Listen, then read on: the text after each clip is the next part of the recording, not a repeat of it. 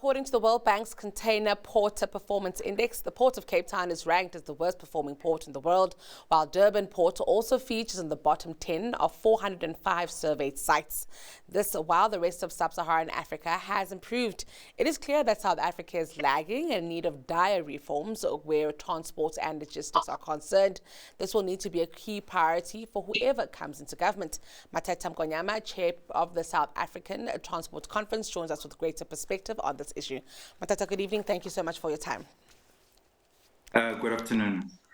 All right, let's talk about, this ranking here. Maybe bring us all to a level of sobriety. I know in December of 2023, Mathetha, it looked like our port issues peaked and we then were kind of working through them. But then we've got this data, these rankings, and I guess they bring all of that into question again. Yes, this ranking essentially looks at the time it takes to process a vessel, a ship, from the time it enters to the time it exits. So according to these measurements, Cape Town Port Terminal, Container Terminal, ranked the worst out of the 405 ports that were ranked. But that doesn't mean it is the worst in the world. It's just that the sample that was used was up to 405. I want to speak about, this issue of time to process a vessel, because, of course, there's many ways to measure, the efficacy of a port. But this issue of time to process a vessel, obviously one the World Bank really places lots of value in.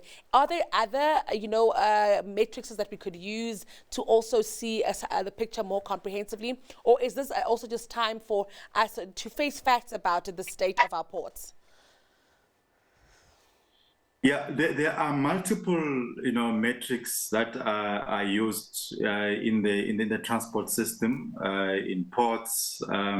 Some, for strategic purposes, some for operational, purposes. It really depends on what you want to do with these metrics. So in this case, it is a measure to help, compare one port to another. So they try as far as possible to compare apples with apples. Ports differ in terms of sizes, in terms of the number of vessels they process, in terms of the demand. So they try by all means to compare apples with apples. Now, in our case, the likes of Cape Town are really susceptible, and this is one of the reasons that Transnet gives are susceptible to disruptions, climate disruptions. In fact, if you look at some of the reports, it shows that Cape Town is in the top 20 of the ports that are very susceptible to climate disruptions. So it's something that we need to take into account when looking at these numbers. So going forward, we also need to think about this situation getting worse. How can we equip ourselves as a country to be able to manage such situations?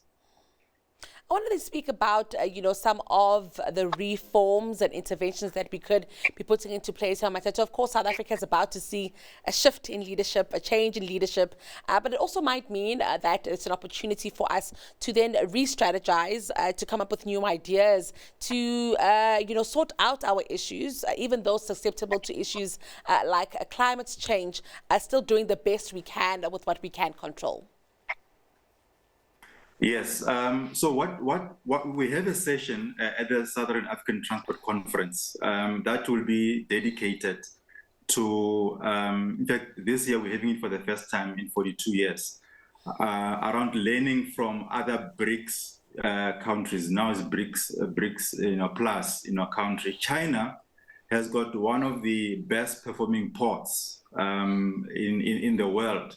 So as part of that session, and going forward, we'll be able to bring in some of the experts from China and elsewhere, Oman, for example, to help us navigate the space. And what we actually learn from what is happening elsewhere is that as leaders, as you're pointing out, leadership needs to be very decisive in terms of where they want to take the industrial policy of the country.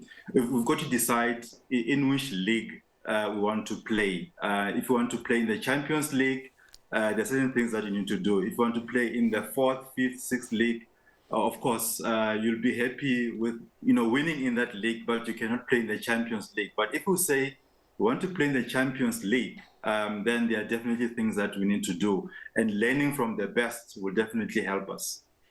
I also want to speak about the issue of public and private partnerships here, because I know this is also something that is widely debated in South Africa, with many feeling like this isn't a place for the private sector. But of course, we do see globally that some of the best ports actually do run on some form of triple P.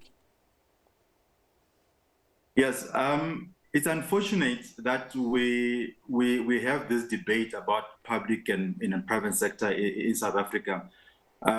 We should really go beyond that. I think with this, challenges that we're facing, we should be saying, how do we work together? How do we create incentives such that both the public and private sector work together collaboratively to deliver? We don't have the luxury of time. If you're sending a message, you're signing all these agreements, BRICS agreements, trade agreements. What you're saying as a country is that we are going to grow, and we want to prepare our infrastructure as well to be able to support that growth. And we need every hand, we need everyone to participate in this collaboratively. It has been shown, like many case studies that have shown that working together, public and private sector working together through incentive schemes, through contracting schemes, that incentivize outputs, productivity, we can go far. So we have time for today, Mathetha, but I'd like to thank you so much for this one, and we'll be in touch as it all unfolds for us here at home. That was Mathetha Mokonyama. He's the chair of the Southern Africa Transport Conference.